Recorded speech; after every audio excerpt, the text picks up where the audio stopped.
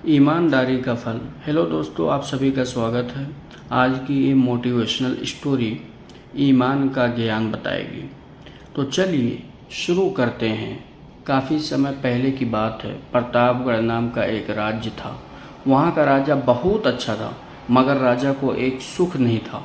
वो ये कि उसके कोई भी संतान नहीं थे और वो चाहता था कि अब वो राज्य के अंदर किसी योग्य बच्चे को गोद ले ताकि वो उसका उत्तराधिकारी बन सके और आगे की बागडोर को सुचारू रूप से चला सके।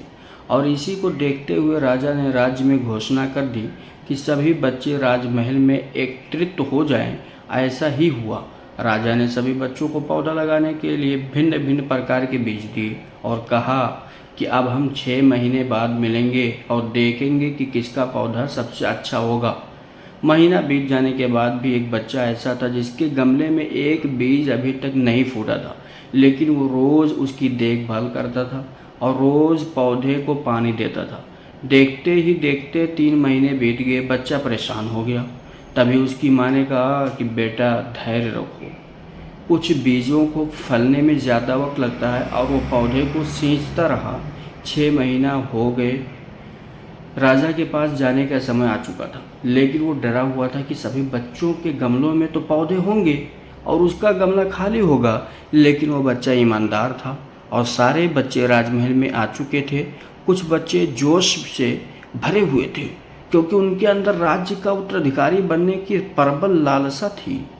अब राजा ने आदेश दिया, सभी बच्चे अपने अपने गमले दिखाने लगे, मगर एक बच्चा सहमा हुआ था क्योंकि उसका गमला खाली था।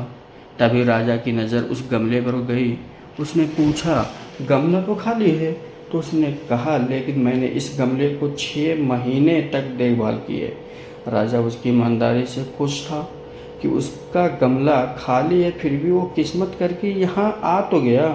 सभी बच्चों के गमले देखने के बाद राजा ने उस बच्चे को सभी के सामने बुलाया।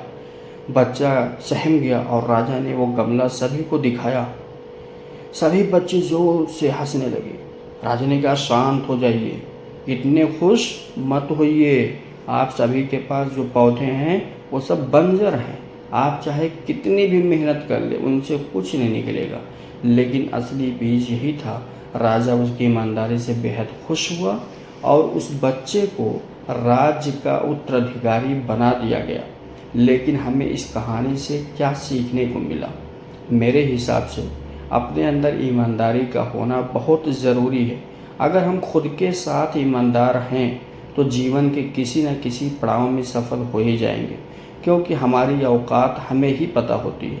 हम खुद को पागल बनाकर खुद का ही नुकसान करते हैं। Thank you so much guys देखने के लिए।